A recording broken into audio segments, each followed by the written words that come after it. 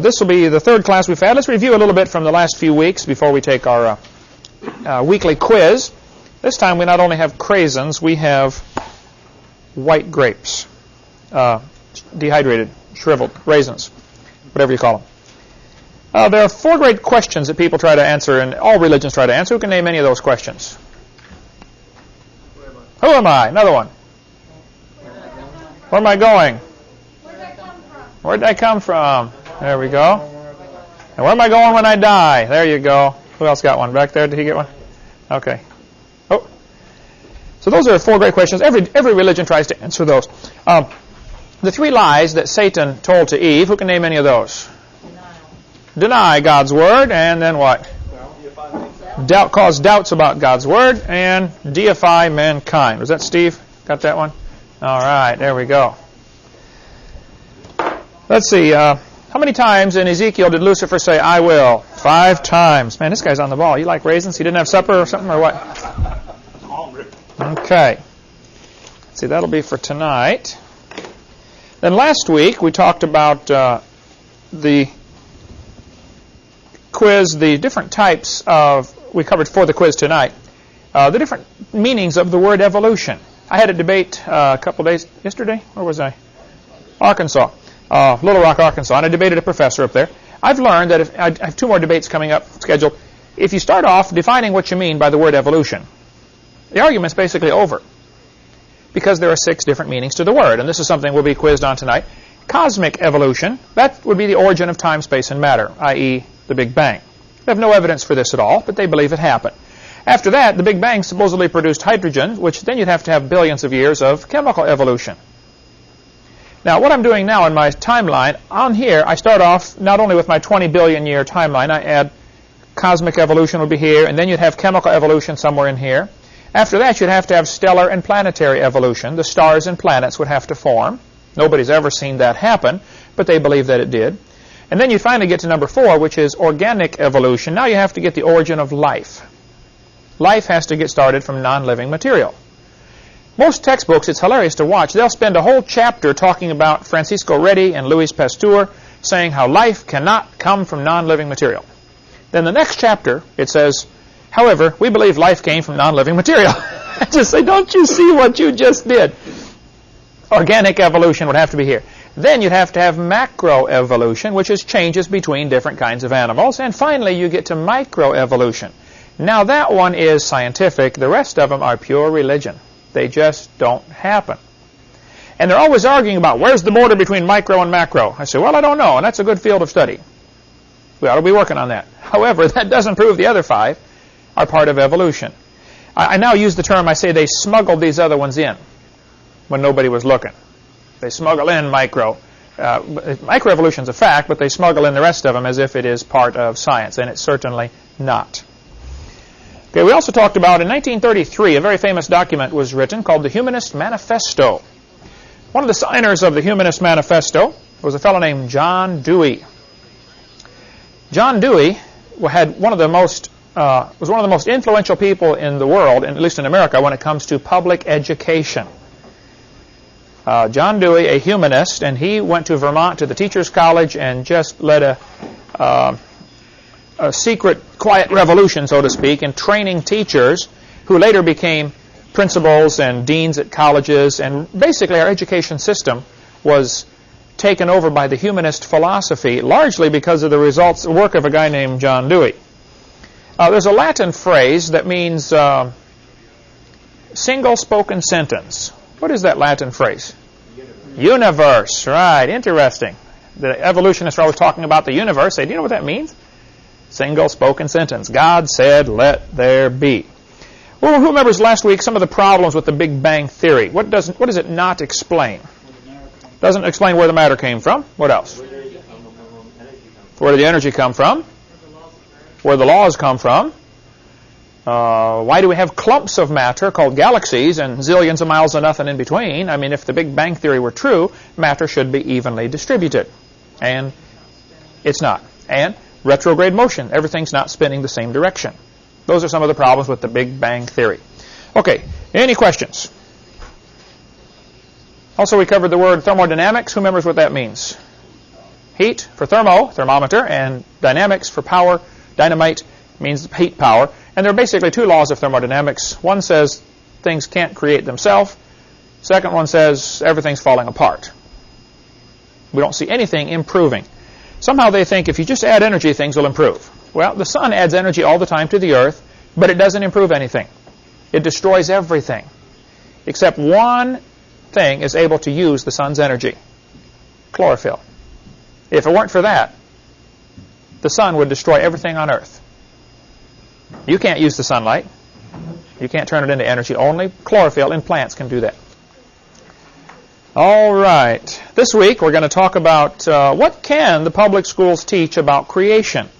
There's an awful lot of misinformation going around out there. I get faxes and emails and letters all the time, especially about after what happened in Kansas. How many heard about that when Kansas said, we're not going to require macroevolution to be taught? Boy, the evolutionists came unglued. There's articles in the paper, letters to the editor. CNN has a whole section on their website about how Kansas is going to go back to the Dark Ages now. Very interesting. Let me explain what the truth is and what the law is about this. As far as anybody can figure out, there are only two options. Somebody created the world, or the world created itself. Now, there are some who say, well, no, the world's always been here.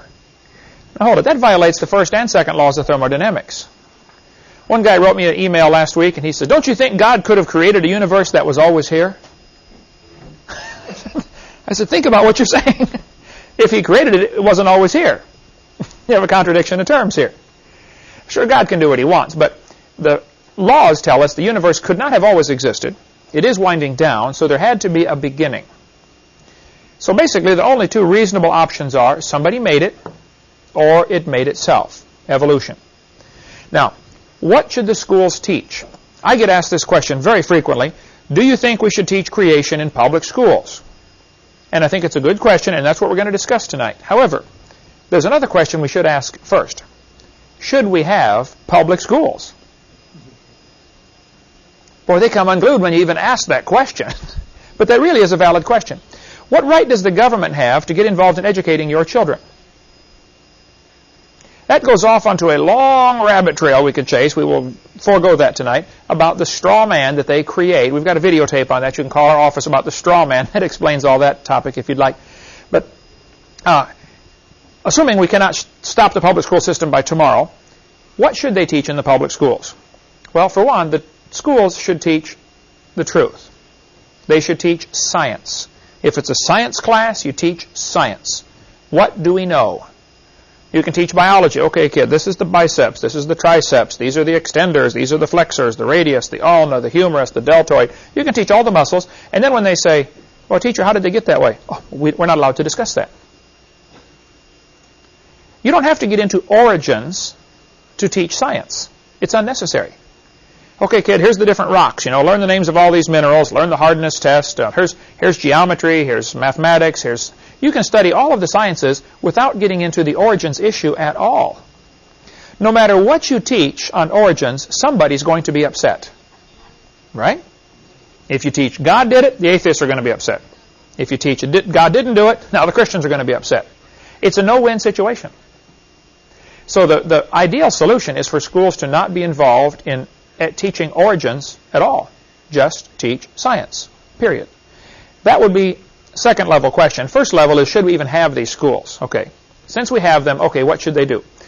There's an awful lot of misinformation going around saying the evolutionists write articles and say you can't teach creation in the public schools. Well, now just hold on a minute. Let me explain what happened. Give you the history.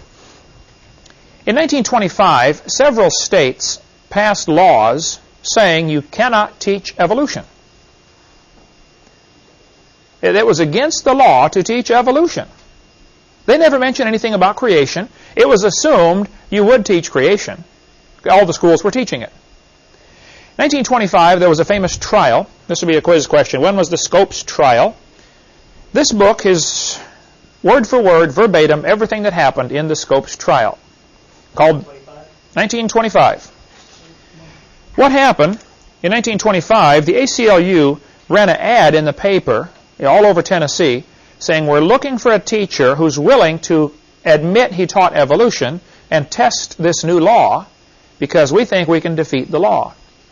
They had to advertise to find a teacher who would do the case for them. A bunch of guys got together in Dayton, Tennessee at a drugstore and said, we need to put Dayton on the map. Our town's a little sleepy town in the mountains of Tennessee and nobody's ever heard of us. Let's see if we can find a teacher who will claim he taught evolution. So they got this teacher named John Scopes, S-C-O-P-E-S. John Scopes substituted teaching biology a couple of days while the regular biology teacher was gone. So they brought John into the drugstore and said, John, would you be willing to claim you taught evolution? He said, well, I don't know if I taught it or not. He said, I just filled in the class for the teacher who was absent for a few days. He said, well, we need you to claim you taught evolution so that we can put you on trial, so that you can be found guilty of teaching evolution, so that we can show how dumb this law is.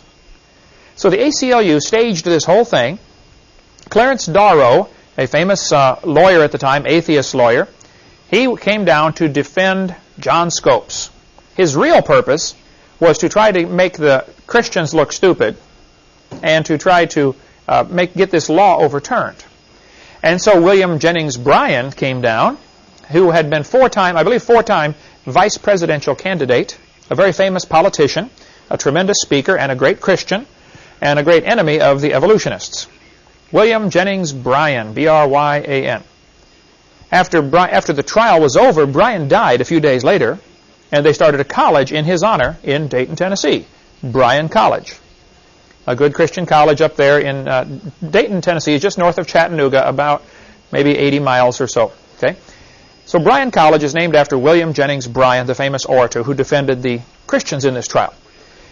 The trial lasted about 10 days in the middle of the heat, extremely hot, no air conditioning in 1925, and everybody, when you read about the trial, it's an amazing book to read. You can get this from Bryan College. Get the book from them. This is listed in my seminar notebook in the yellow page or in the blue pages, references which you have here in front of you. You can find should you decide to get this book. I should find it real quickly. Page 57 or 8, I think. About schools. No. Looks like what page? 57 covers it. Yeah, well, okay. Page 57, first column. The world famous, why don't I see it on there? Okay, right-hand column, 57, the world's most famous court trial. Good reading. What's happened, after this trial was over, the atheists lost. The judge found the teacher guilty. The atheists tried in this trial, and the evolutionists tried to bring in all sorts of testimony about how evolution is true. They were going to bring in the Nebraska man. Later it was proven that all they found was a pig's tooth. They found one tooth and made a whole missing link out of it, the Nebraska man. And that was going to be one of their key bits of evidence to bring in Nebraska man. Early in the trial, when they had all these witnesses lined up, they were lined up to come in and teach, evolution is a fact and all scientists believe in it. I believe it was William Jennings Bryan or his son, who was also there helping William Jennings Bryan, the Christian, said, Your Honor, whether evolution is a fact doesn't matter. That's not what this trial is about. This trial is simply, did he break the law or not? And so they just, with one fell swoop, they undercut all of the work those guys had done to try to bring in evidence for evolution. And the judge said, you're right, it doesn't matter. We're not here to try whether evolution is true or not. We're here to try, did he break the law or not? And turned out he was guilty. He was fined $100, which was the minimum fine under the law at the time. And several people volunteered to pay the fine, but even that fine was overturned on appeal. It went to an appellate court, and there's some little technicality, and they threw the fine out. So nothing happened. It remained illegal to teach evolution in many states up until 1968. In 1968, the last law banning evolution was overturned. At no time ever throughout any of this was there any question about teaching creation. It's always been fine to teach creation in the public school. There has never been a law against that. Finally, even though it was against the law to teach evolution, many states were teaching it anyway. They just stuck it in the books. And the problem really was with the textbook publishers and with the teachers and school boards who are ordering these books that teach evolution. But so it was taught, even though there were laws against it, it was still being taught, regardless of what the law said. Then, in 1981, I believe, or somewhere around there, Arkansas passed a law that said, if you teach evolution, you must teach creation. In the early 80s, I should look up the date, but it doesn't matter. It won't be on the quiz. Arkansas passed a law that says, it was called the balanced treatment. Hey, if you're going to teach our kids evolution, we demand you also teach creation. Which many people thought was very reasonable. Hey, if you're going to teach one, let's teach the other. Let's try to make everybody happy. ACLU came in and challenged that law and said, if you force teachers to teach creation, that's a violation of the First Amendment. And a judge named Overton at the 8th Circuit Court, I believe in Little Rock, Arkansas, it was in Arkansas where it ended up, I believe it's Little Rock. Judge Overton said, you cannot demand the teachers teach creation. Period. Now, they did not say you can't teach creation. What they said is, you cannot demand that they teach creation. Big difference, right? You could still teach creation if you wanted. All they said was, this law, which forces the teachers to teach creation, is unconstitutional. And believe it or not, it probably was a reasonable decision on the part of the judge. So Louisiana wrote a law a few years later and said, same kind of thing, we want equal time. If you're going to teach evolution, you must teach creation. That, of course, was tested by the ACLU, the American Communist Lawyers Union, and it went all the way to the Supreme Court. Supreme Court said, okay, you cannot demand they teach creation. However, Supreme Court said, they can teach creation if they want. We just cannot force them to teach creation. So what's happening is an awful lot of misinformation going around out there. A lot of the evolutionist groups and atheist groups are saying, see, the court said you can't teach creation. Oh, that's not what they said at all. The court said the states cannot force the teachers to teach creation. And you need to understand that difference because that is vital. You've always been allowed to teach creation in public schools. I speak in them all the time.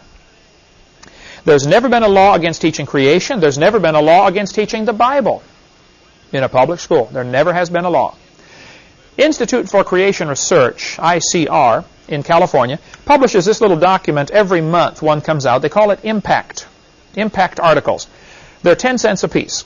You can get on their mailing list if you call this phone number and ask, say, put me on your mailing list. I believe it's free of charge.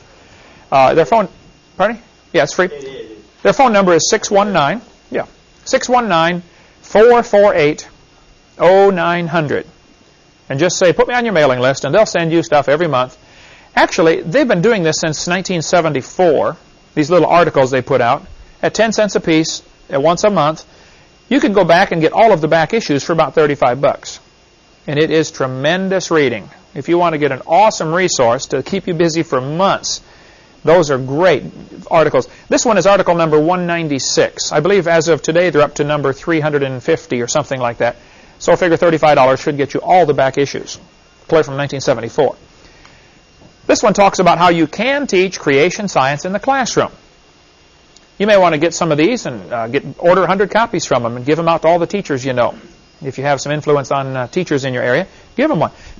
Most teachers are afraid to teach creation because they think the law says they can't do it. And they're just misinformed. You can teach creation. In 1963, when prayer was taken out of the schools, how many remember that case with Madeline Murray O'Hare? They took a mandatory prayer out of our schools. That's what happened. It was mandatory prayer that was removed. Prayer wasn't removed. Only mandatory prayer. Big difference. 1963, the Supreme Court said, it certainly may be said that the Bible is worthy of study for its literary and historic qualities.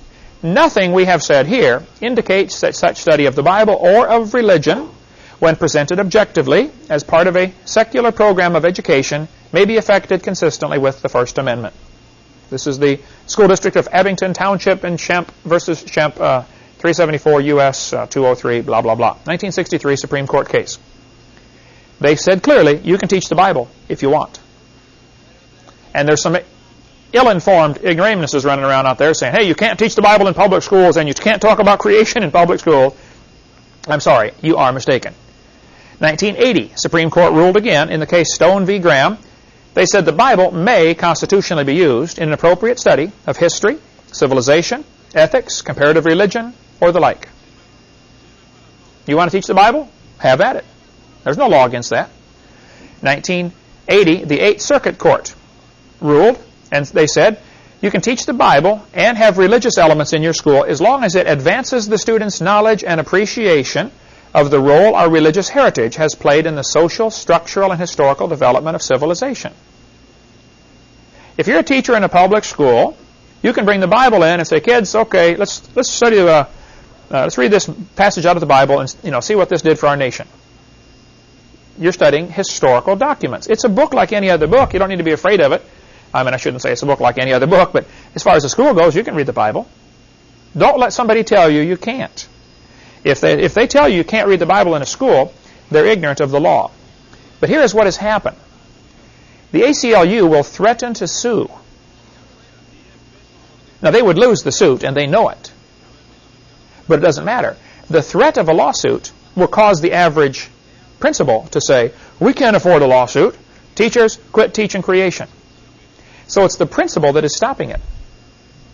It's not the courts. It's not the law. It becomes a local policy. Because we got gutless principals and gutless school board members who won't stand up to the people just because of the fear of a lawsuit, which goes back to what Jesus said, the love of money, root of all evil. In 1987, Supreme Court ruled again. This was the Louisiana case. Louisiana case was finally ruled on in 1987 by the Supreme Court. And Supreme Court said, among other things, they said, we cannot force, they did say the Louisiana law is unconstitutional because the law demanded equal time. They said, hey, you can't force the teachers to teach creation. However, they said, teachers already possess the flexibility to present a variety of scientific theories about the origins of mankind. They are free to teach any and all facets of this subject. Teaching a variety of scientific theories about the origins of mankind might be done with the clear secular intent of enhancing the effectiveness of science instruction. All of these court cases are spelled out in your seminar notebook, which you have in front of you, in the yellow pages. Question number 11, which starts on page 74 of this current edition of the book we're using for this class. So if you want to show this to somebody, if somebody says you can't teach creation in school, all the laws are right here in this section on what can you do in a public school. So you can read it all. Everything I'm showing you on the screen here is right there in your book. Okay? California State Board of Education, this is also in here on page 11, said, discussions of any scientific fact, hypothesis, or theory related to origins of the universe, the earth, and of life, that is the how, are appropriate to the science curriculum. Now tell me, if you were a teacher in California and you read that, would you assume you can teach creation if you want? Certainly you can. Now, the teachers cannot try to force the kid to become a Baptist or a Catholic or a Buddhist, okay? They cannot use taxpayers' dollars to try to convert people to their religion, but they can certainly present, hey kids, here's one view. They can read the Bible to them. And I get sick and tired of these people going around saying, see, the court said you can't teach creation in schools. Show me where the court said that, please. The court has never said that. They couldn't say that. That would be a violation of the First Amendment right there. You got the freedom of speech. The teachers do too. You don't give up your constitutional rights when you walk across the door to the classroom. This book we sell through our ministry, Teaching Creation Science in Public Schools, by Dwayne Gish, who's one of the vice presidents at Institute for Creation Research, is a great book that you can give out to teachers, $4.75 through our ministry. You might also want to get a hold of the Ridenours, their phone number there, and all this information is in the yellow pages of your notebook here. They are helping people start Bible classes in public schools. Many states have them, 20 or 30, I don't remember now, but you can have a Bible class as an elective in your public school. Your preacher comes to become the teacher. It's really amazing the latitude we have, but very few people do it. We all sit back and say, oh, public schools are going bad. Well, get in there and do something about it. Fix it. If you say, oh, my car's not running good, well, tune it up. Fix it. For heaven's sake, do something about it.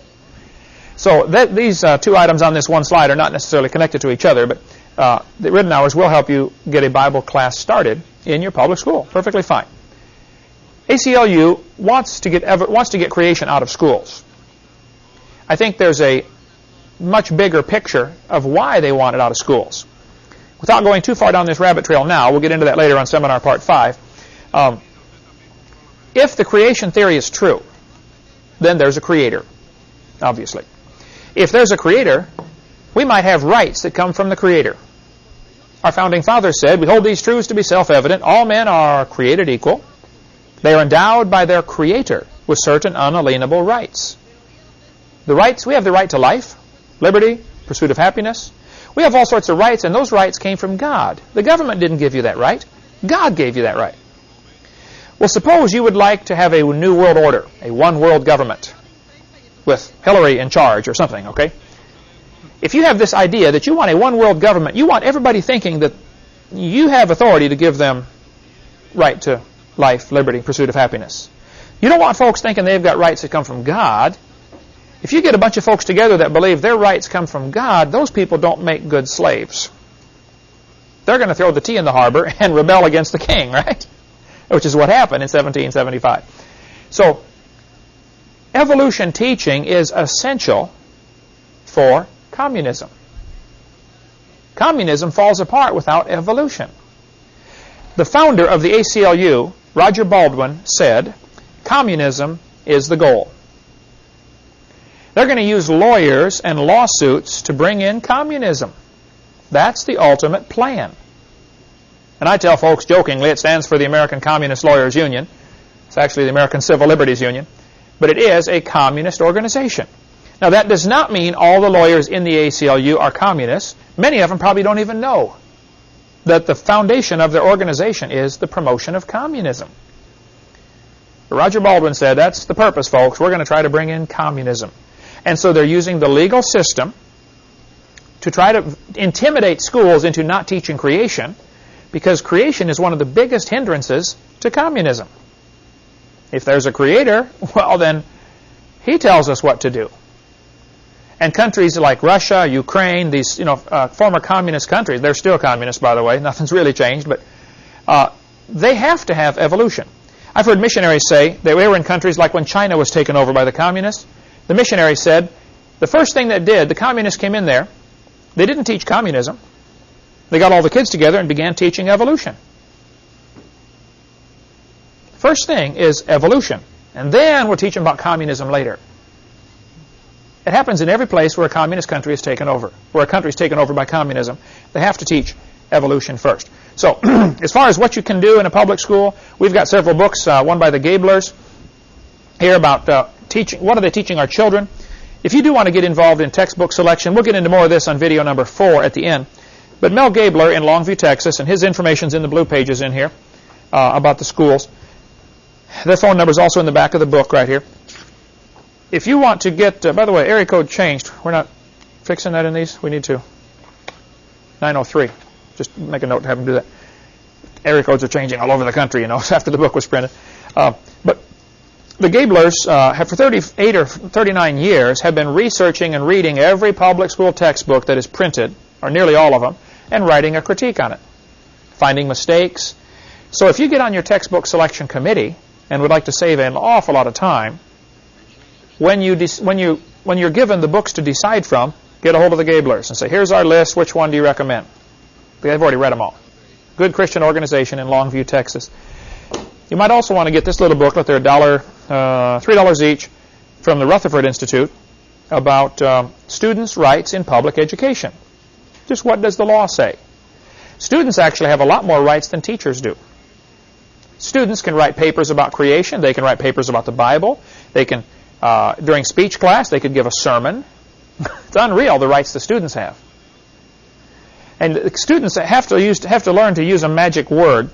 If a student wants to write a paper about, if the teacher says, okay, write a paper about a controversial subject, and they say, I'm going to write it about creation. I get calls all the time. People say, I need some help. I want to write a paper about this. And the teacher will say, no, you can't write about this topic.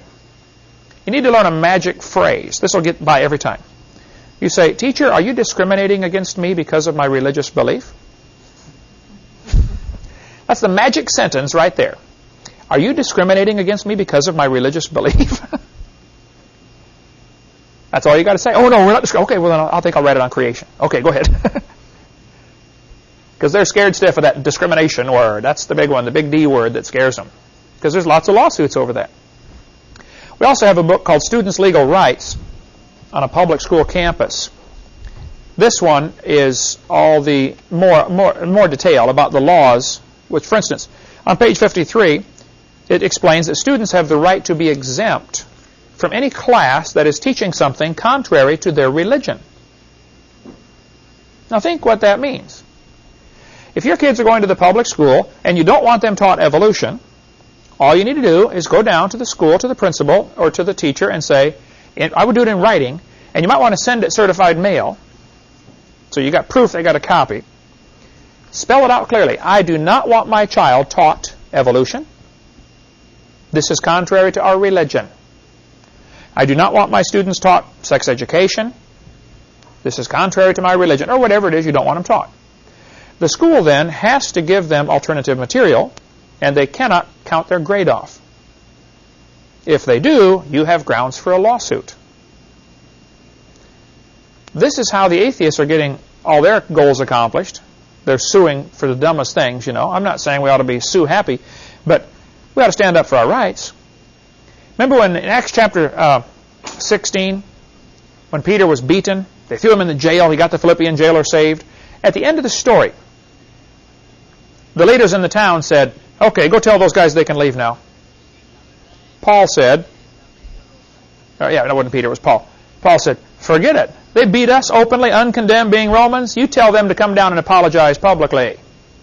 Right? We need some of the moxie that Paul had to say, forget it. I'm not going to roll over and let you beat me. I want a public apology. And I think it's time that Christians, in Christian love and with wisdom from the Lord, we need to use the legal system. They were tying Paul up, going to beat him one time, and he said, hey, I'm a Roman citizen. I appeal to Caesar. Scared them all half to death, didn't it? What's wrong with that? Okay? Let's stand up for what's right. And students need to know they do have the right to be exempt from classes that are teaching something contrary to their religion. In Matthew chapter 18, Jesus said, whoso shall offend one of these little ones which believe in me, it were better for him that a millstone be hanged about his neck. Any teacher that's teaching kids evolution, obviously that's going to destroy their faith in the Bible. And anyone that destroys a child's faith better carefully read what Jesus said. You'd be better off drowned in the depth of the sea. I would hate to stand before God and say, God, I was a teacher in the school and I ruined the faith of the kids that came through my class. But that's what's going to happen Judgment Day, folks, to many people. That's going to be a fearful thing to fall into the hands of an angry God. And I think we need to warn the teachers that are teaching evolution that they're going to face God's judgment someday for this. They're not the enemy. The devil is the enemy.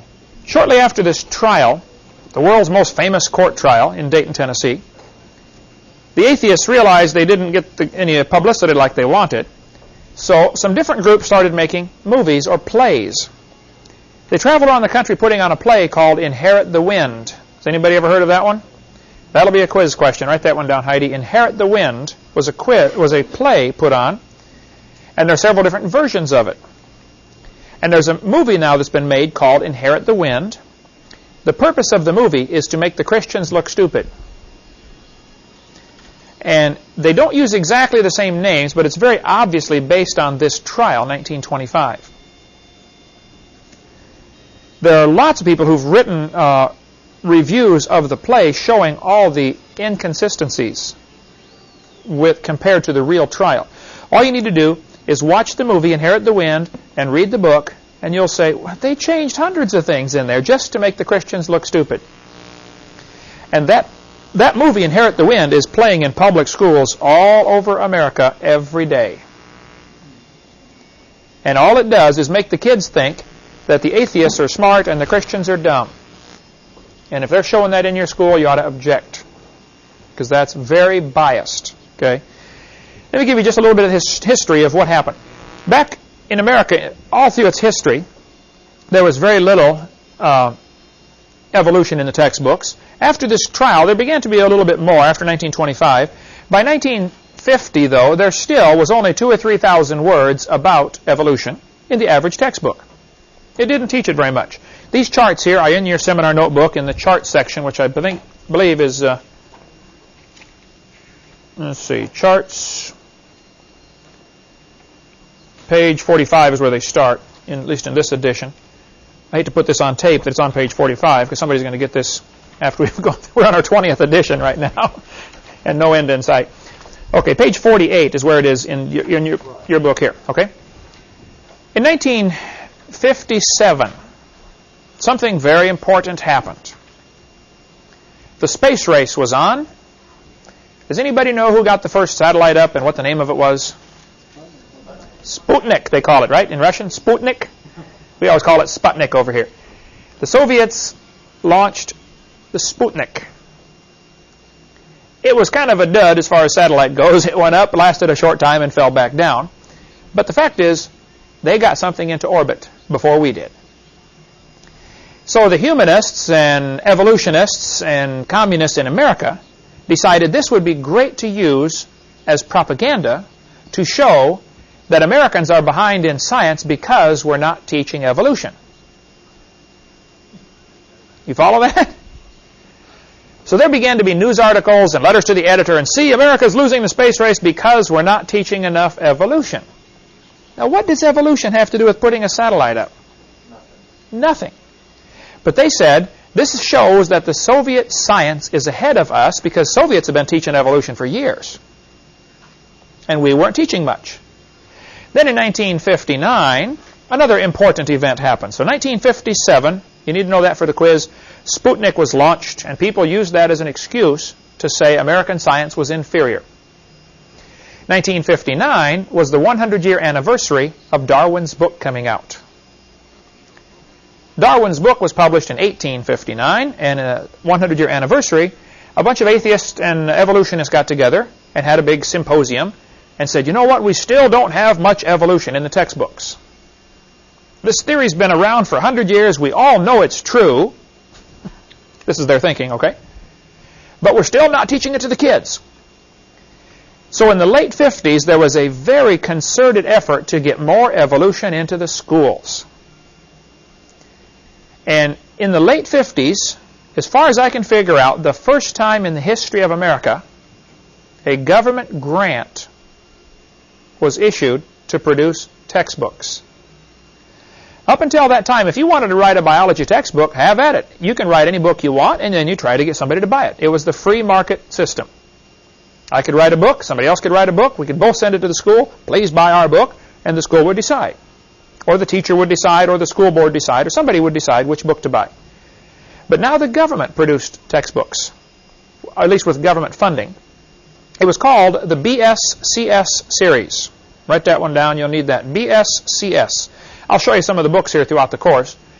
The BSCS series was the first book that as far as I can figure out in my study of this, that really pushed evolution to the hilt. In 1963, there were 33,000 words about evolution in the average textbook. Just from the late 50s to the early 60s,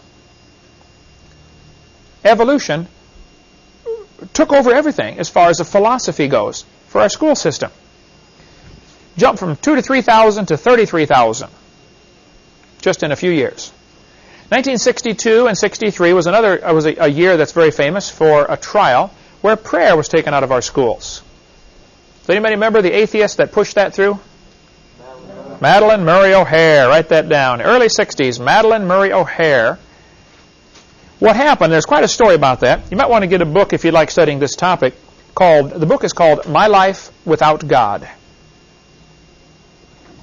My Life Without God by William Murray. Madeline Murray O'Hare had 2 illegitimate children. She chose the last name for one of them from the father of the child, though it was not her husband. She never did marry him. He was an illegitimate child. His name was William Murray. William, they were in school in, I think, Brooklyn, if I recall. It's been a while since I read the book. Madeleine Murray O'Hair had gone to the Soviet Union asking to be a Soviet citizen. She hated America. Actually, she went someplace in Europe and was writing letters begging, please let me in. I'm a communist. I want to live in a communist country. They kept writing her back saying, we don't want you. Because your work record shows you never keep a job more than 6 months. You get mad at the boss for something and quit.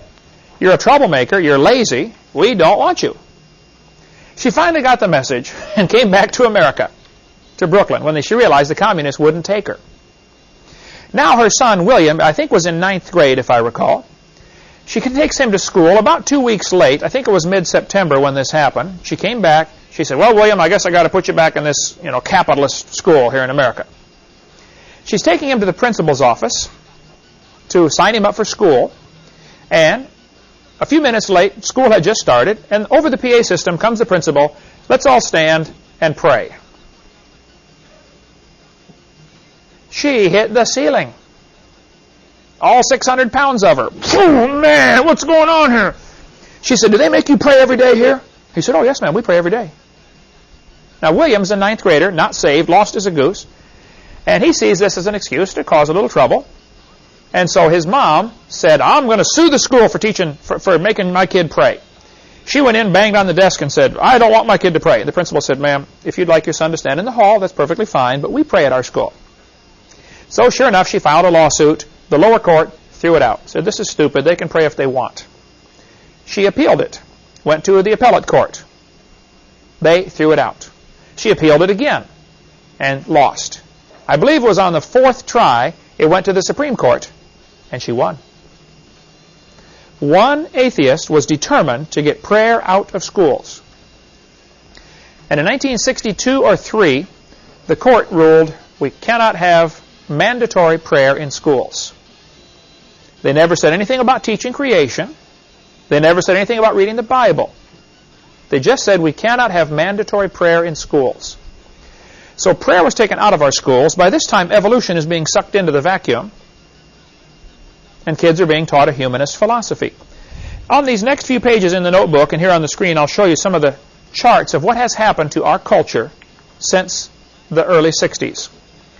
This chart from the Center for Disease Control shows sexually transmitted diseases, STDs. There are now, I think, about 100 of them available.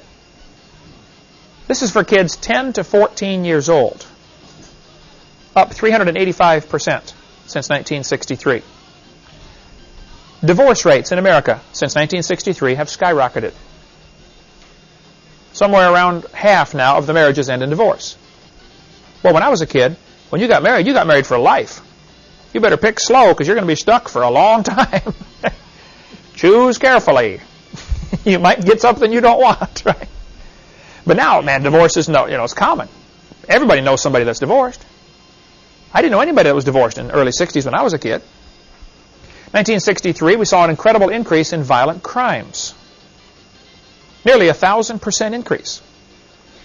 I remember, as a kid, we never locked our house. You could go off on vacation for 2 weeks without locking your house. Was it that way when you were a kid growing up? I was in Ukraine speaking over there, and I mentioned about when I was a kid, you never had to lock your house. And I said, what would happen over here if you didn't lock your house? And they bust out laughing all over the room. They know, man, things would be stolen. I was preaching in Costa Rica. Beautiful country. Absolutely perfect weather. Almost everybody there has a 10-foot high wall around their entire property with barbed wire on top of that. Some have fenced off the top. Not just fences on the side, they got a fence off over their house. The preacher, when he took me there, I went and preached in Costa Rica at his church. On the way back, we come up to his driveway, and there's this massive wall around there. He hits a button, and a gate slides open. He drives in, pushes the button, closes the gate, hits another button to open the garage, drives in, hits a button, closes the garage door, and then gets out of his car. Thieves all over the place. Now, America is going to become this way because we're losing the absolute standards. There's no moral. You tell a kid you shouldn't steal. Well, why not? Well, because it's not nice. Well, it's nice for me. I end up with the stuff. See, kids used to believe you shouldn't steal because thus saith the Lord. But what if there is no God? How do you determine right from wrong if there's no God?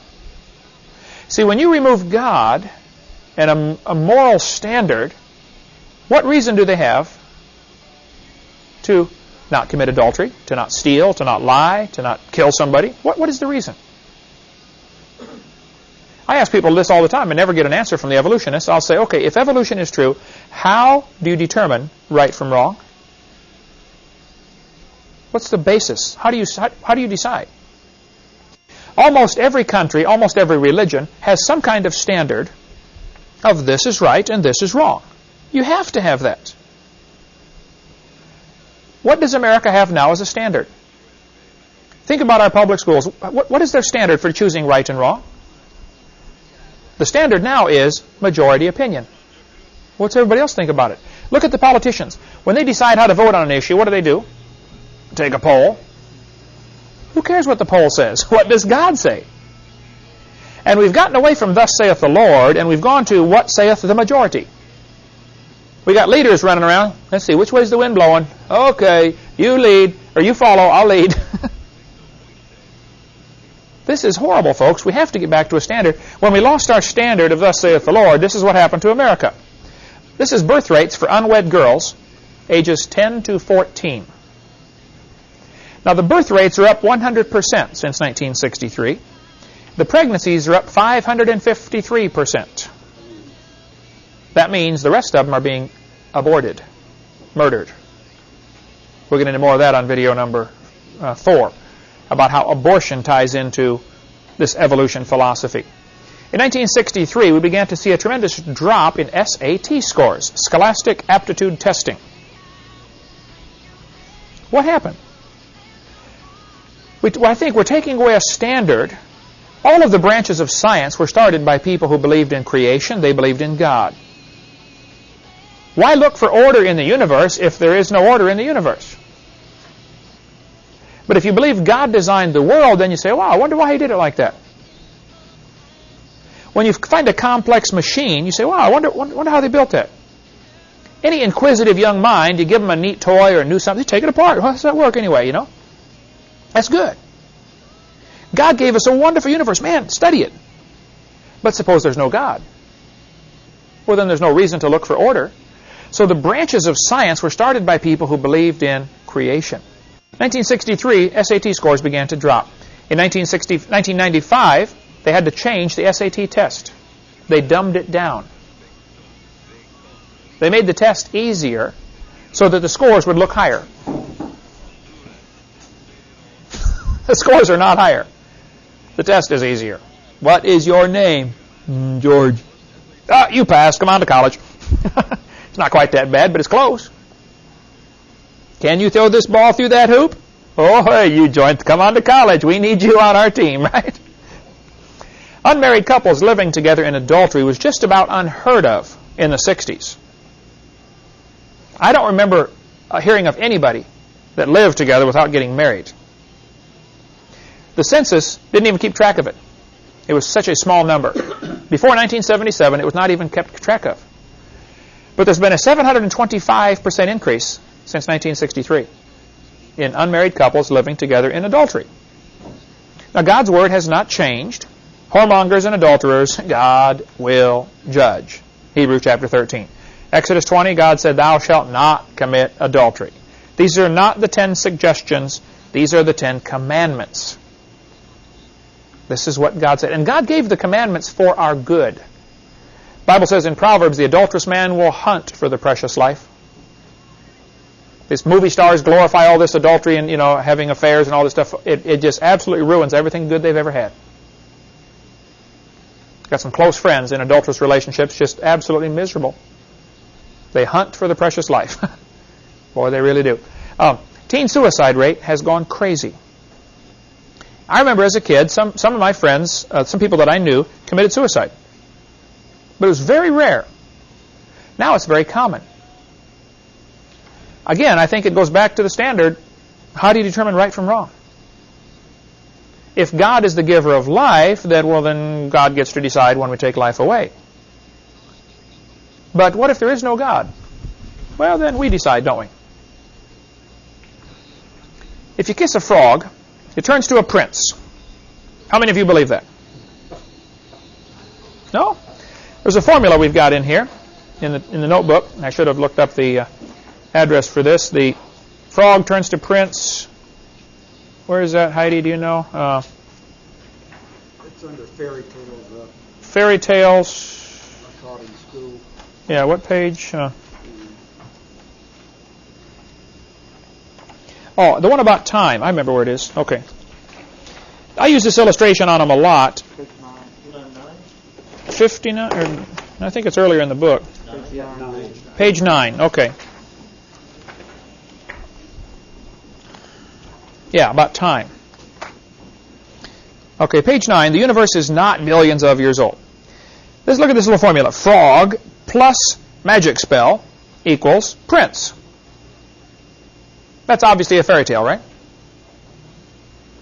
But in the textbooks used in the universities of America, they teach the frog plus time equals a prince. Think about it.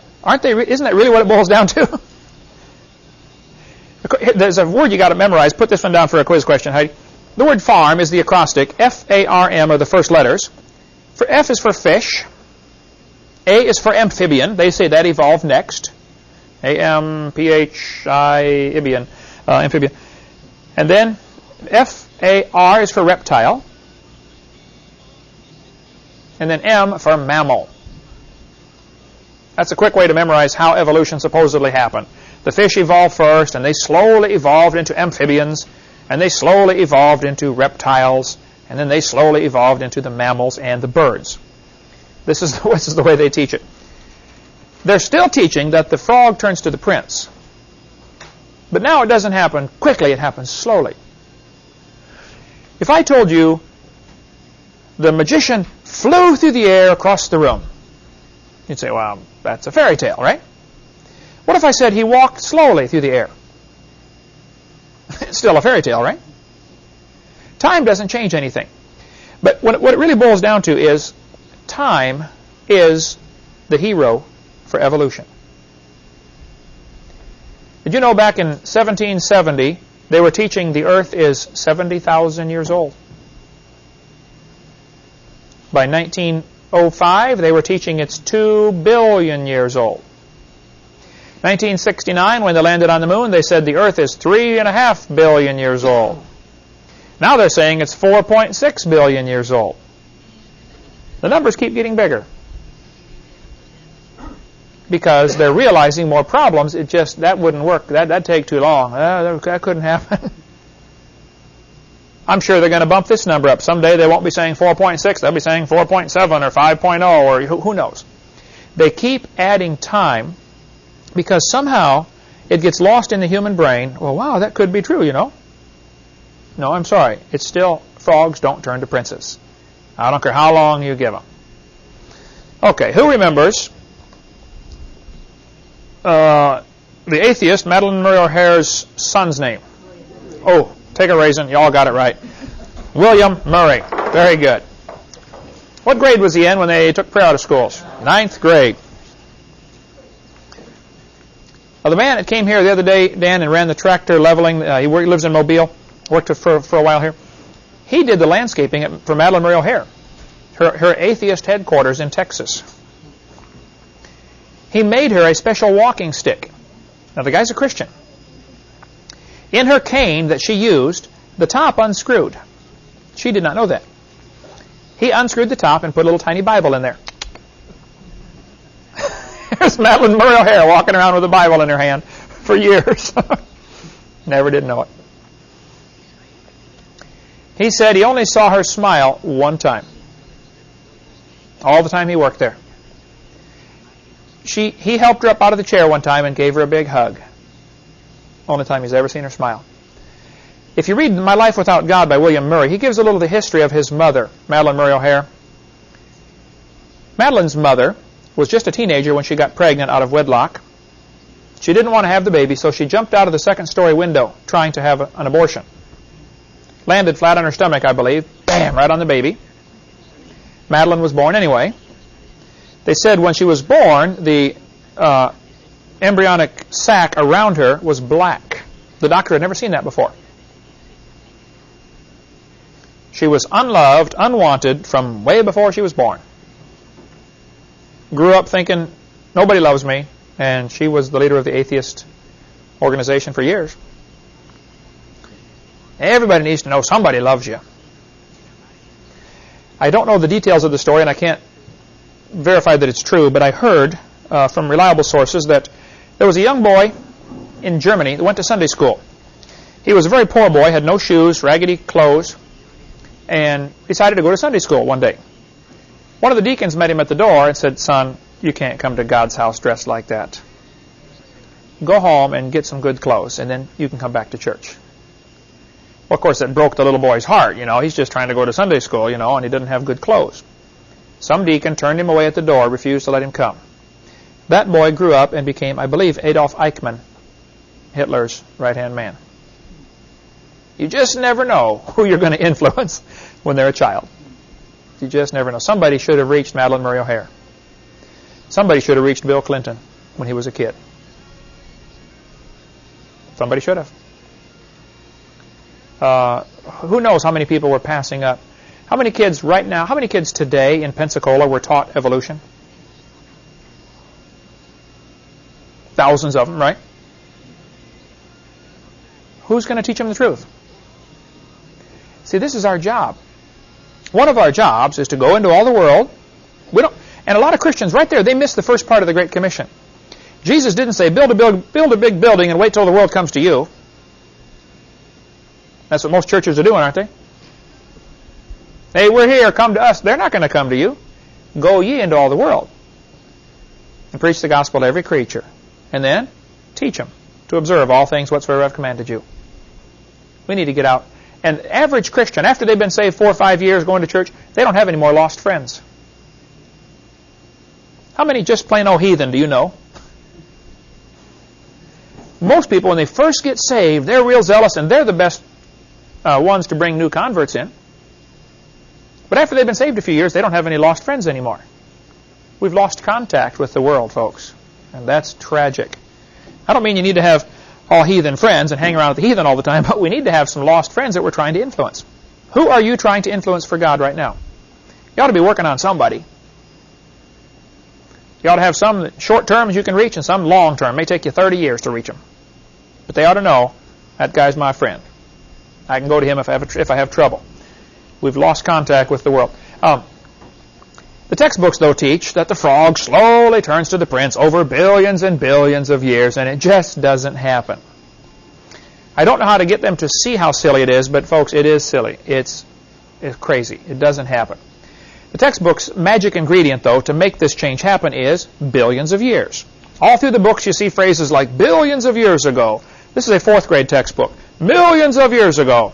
Blah, blah, blah. Something happened. Now, Hitler said, if you tell a lie long enough and loud enough and often enough, the people will believe it. How many times is it, by the time a student goes through 12 years of school, here in the Bible Belt, Florida, how many times will he have heard the phrase millions of years ago? Between textbooks, TV, museum tours. You think several hundred times he's heard that? Probably several thousand times, right? Eventually it gets into his brain and he just thinks, well, it must have happened. After all, I've heard this millions of times. It's propaganda. That's the way it works. I teach the students what you need to do. If somebody says, millions of years ago, just simply ask them the question, were you there? They'll say, well, no, of course I wasn't there. See, the word science, this will be on the quiz, science comes from the word, it literally means to know. That's the simplest definition. Science means knowledge. That would be good enough, or to know. A more expanded definition is knowledge gained by observation or experimentation. Now, please tell me, is it possible to know that the earth is billions of years old? Can you observe that? No. Can you believe that? Oh, yeah. And when I speak in public schools, I will try to teach the kids the difference between what you know and what you believe. For instance, I'll show them a textbook that says, billions of years ago, and I'll say, oh, the kid's right there. Does the guy who wrote this book, was he there? No. Does he know it's billions of years old, or does he believe it's billions of years old? And they start to say, oh, yeah, he believes it. I use the word think. Does he know or does he think? Well, he thinks it's billions of years old, doesn't he? Is there any way he can know that? Can he observe it? Can he test it? Can he demonstrate it? No. He can only believe it. And once you get the kids to see there's a difference between knowing and believing. Believing is part of your faith, your religion. Knowing is for science. So we can know that everybody calls this the deltoid muscle. Now, how did we get that muscle? Oh, now that's what you believe of how it came to be.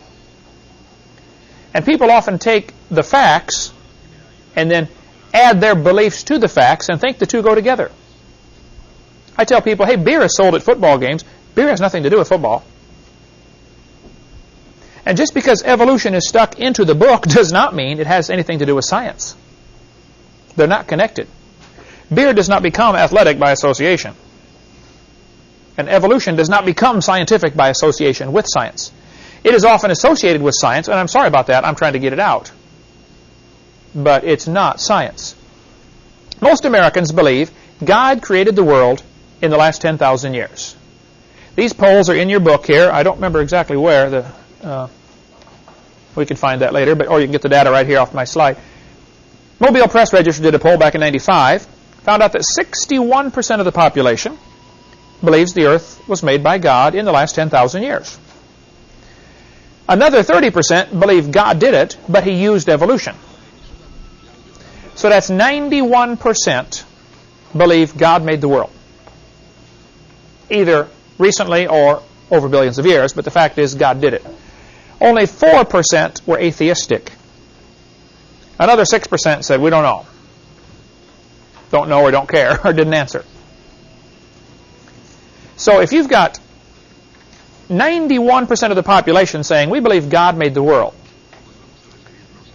and the evolutionists are out there saying, we can't teach creation in schools because we have to teach what the majority of scientists believe. Say, wait a minute. Not what the majority of people believe. And it's not really fair to say all scientists believe in evolution. Washington Times, 1998, August 31st, had a statement saying 55% of the U.S. natural scientists who study in the natural sciences, believe in Darwinian evolution. Is that everybody? No, 55%. Slightly more than half believe in Darwinian evolution of the scientists. Those are the ones that have not been to my seminar yet. We're working on them, okay? So if somebody says, all scientists believe in evolution, I say, wait a minute, no, they don't. Secondly, even if they did, that still wouldn't make it right. You don't decide truth by majority opinion. The majority of scientists for years taught that the planets go around the Earth. That is called the geocentric theory. Is that true? No. Did the majority believe it? Yeah. If a bunch of people believe something, that doesn't make it true. They used to teach a big rock falls faster than a little rock. Galileo changed all that. But for 2,000 years, it had been taught big rocks fall faster than little rocks. Now, here's what I teach the kids to do. If you learn to ask the right questions, you can get people thinking. Aristotle said, a big rock falls faster than a little rock. Everybody believed it. Nobody thought to check it. They just believed it. After all, Aristotle's a smart man. He must be right. Galileo came along with a simple question. He said, if I had a 10-pound rock and a 5-pound rock and I dropped them, which one falls faster? Everybody said, oh, the 10-pound rock. He said, okay, let me ask you a question. If I take my 10-pound rock and I break it in half, but I tie the two pieces together with a string, and I drop it, will it fall like a 5-pound rock or a 10-pound rock? A brilliant question, isn't it? Without doing any experiments, just going through the thought process, he said, what if I broke it into 10 pieces, each weighing 1 pound? But I tie the pieces together with a string and drop it. how will it fall? Wow, that's a good question. He said, fellas, I think we've been teaching something for 2,000 years. It's not true. And we need to learn to do like Galileo did, to get people to question what you believe. I ask evolutionists in debates all the time, would you please answer this question for me very simply? I don't want you to give me a bunch of big fancy words. I just want you to explain it so everybody here can understand it. Do you believe man evolved from a rock? Just give me a yes or no. I was in a debate one time, and this atheist, I asked that question. Boy, he beat around the bush for 15 minutes. After he got all done, going through all this big 15-minute spiel, I said, okay, thank you for the lecture. Now, would you please answer my question? Do you believe man came from a rock? He went off on another big spiel. I said, okay, thank you for all those big words. You dazzled everybody now with your vocabulary. Now, please answer the question. I just want a yes or no. Do you believe we came from a rock? Finally, he said, yes, I do. And the crowd went wild. Well, that's stupid. But see, they don't want it to be quite so simple. One of the most effective things you can do, I think, that works so good for me when I'm on airplanes or talking to anybody about creation, evolution, if I'm on an airplane, I take a napkin and I draw these two lines right here. And I put 4 points on each line. Creation, flood, Jesus, today. Big Bang, earth forming, life starting, today. Somehow, when they talk about it, and they say, well, billions of years ago this happened, if you're only talking about it, it gets lost in the brain. But when you can see it in front of you on a line, all of a sudden it's like, wow, that is kind of dumb, isn't it? This forces them to visualize what they've been teaching. Just simply draw on a line and say, now, do you believe the earth formed 4.6 billion years ago? Yes. And do you believe life evolved out of the rocks? This finally now they got to think about it. Yeah, I guess I do, don't I? And you believe this first life form found somebody to marry? Who was that? And then slowly evolved into everything today. I mean, is this what you believe right here?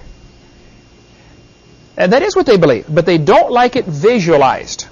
And just a simple timeline, and these are also in the seminar notebook for you to use here. Okay, we just hurry. We got a few more minutes. In 1799, George Washington was bled to death by his doctors because the doctors believed that if you're sick, your blood is bad. Take out your blood, you get better. Is that how you get better? No.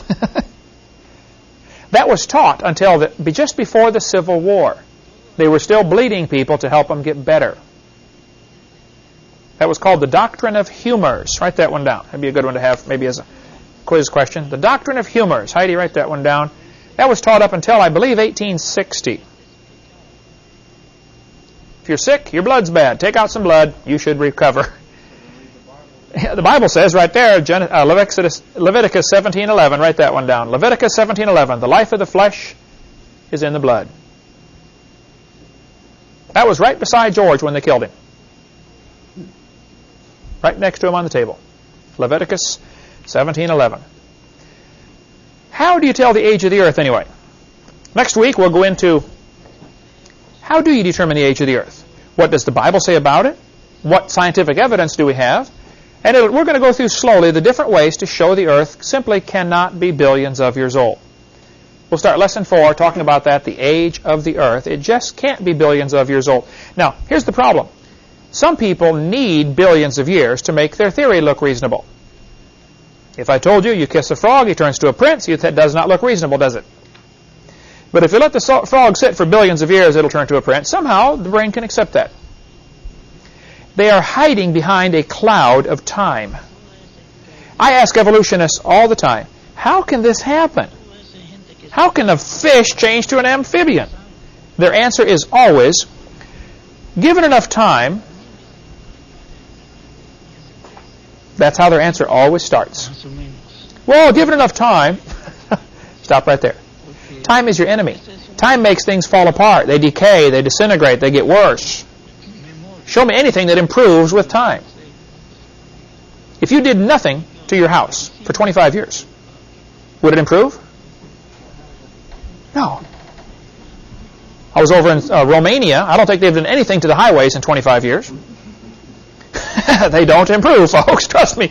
You drive like this down the straight streets because you're dodging all the potholes. Things don't improve with time. Things get worse. And we're going to talk about, because I think the key issue that Christians need to hit on is how old is the earth? We got some Christians going around teaching it's billions of years old. And folks, it just can't be. We'll cover that next week. Thank you.